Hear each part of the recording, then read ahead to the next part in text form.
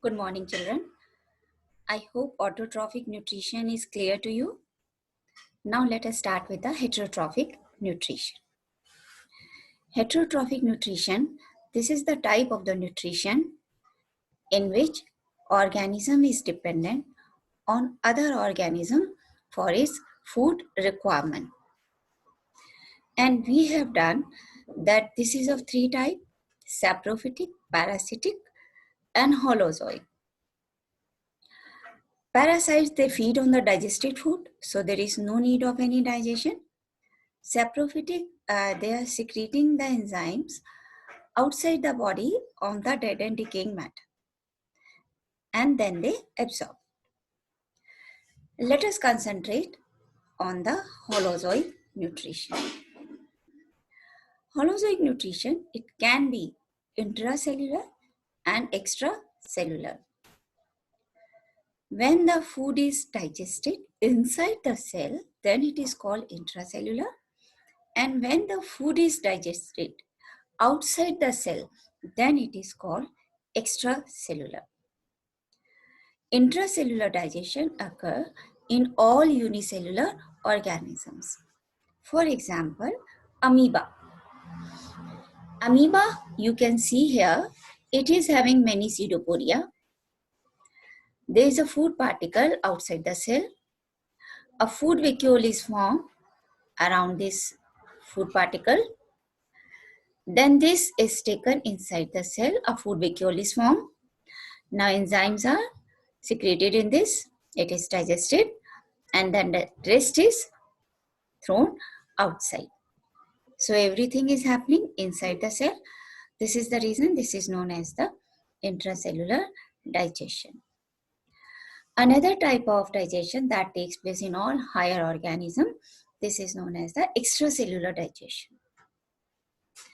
So now let us focus on the digestion in human being or in human.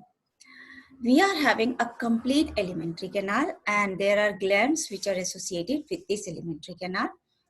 Different parts of this alimentary canal are mouth, esophagus, stomach, small intestine, large intestine. And the main glands which are associated with this slab are salivary glands, gastric glands, which are found in stomach, liver, the largest gland of the body, pancreas, and the intestinal glands. Now see, this is the digestive system of human. Here you can see, this is the mouth, this is oral cavity, this part is the esophagus, pharynx, this is a long tube, esophagus, then this is a bag-like structure, stomach. Stomach continues into duodenum, duodenum continue into this ileum part, ileum into this large intestine, then rectum and anus. So this is a long tube, a 9-meter long tube. The longest part of this is this ileum, which is 6 meter long. Small intestine is not small, its diameter is small. Large intestine, its diameter is large, that is why this is called the large intestine. Now look at the glands. See, these are the salivary glands. You can see the gland here, you can see the gland there. These glands are secreting the salivary amylase. This is the largest gland of the body, liver. This is secreting bile. And then this is pancreas. Pancreas, this is known as the mixed gland because this is secreting both enzyme as well as the hormone.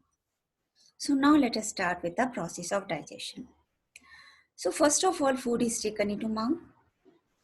With the help of the teeth, this is broken down into small pieces. This is said that more we chew the food, more sweeter it tastes. The reason is, when we chew the food, saliva is secreted, and this saliva is having the enzyme salivary amylase. Salivary amylase, it converts carbohydrate into glucose.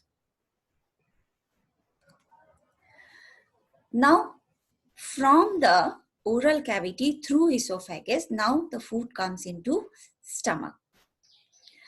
Stomach is producing many juices, collectively known as gastric juices. This contain the enzyme pepsin, HCl, and mucus.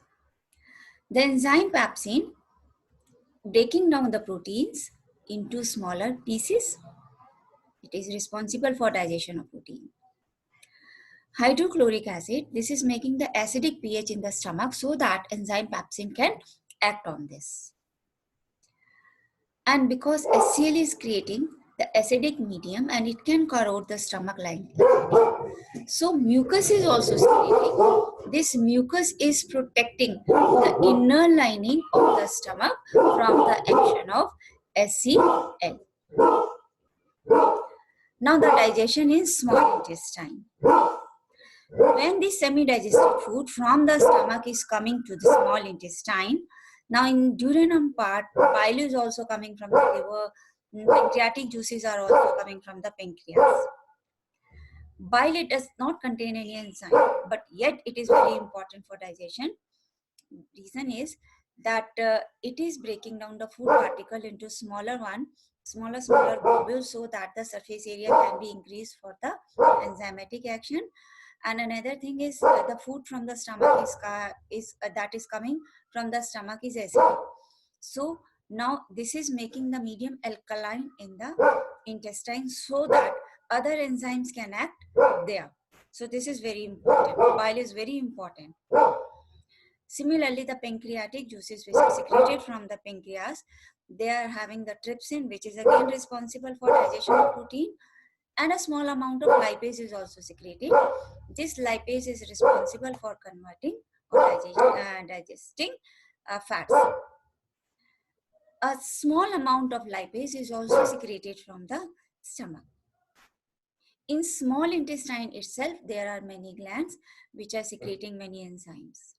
So ultimately, the complete food digestion is there. Means carbohydrate, they are converted into glucose, proteins, they are converted into amino acid, and fats, they are converted into fatty acids.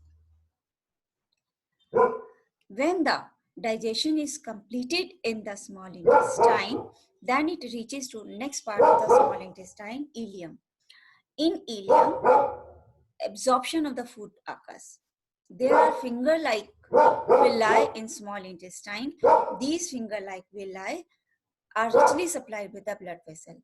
So the food that is absorbed in the villi, now this will go into the blood and blood is going to carry it to each and every cell of the body.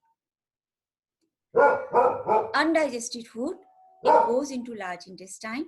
In large intestine, absorption of water and absorption of vitamins will occur. And rest of the undigested food, this is stored in the rectum before throwing it outside the body. As students, I am going to give you one advice here, that make a table. In that table, the first column indicate the name of the enzyme or any juice like HCl, bile. The second column, the source of that juice or enzyme. Third column, the action of that particular enzyme, oblique juice like HCl, bile. And the fourth column, end project. This is going to give you the summary of the digestion in human being. In the next video, I am going to explain you the process of digestion by means of an animation.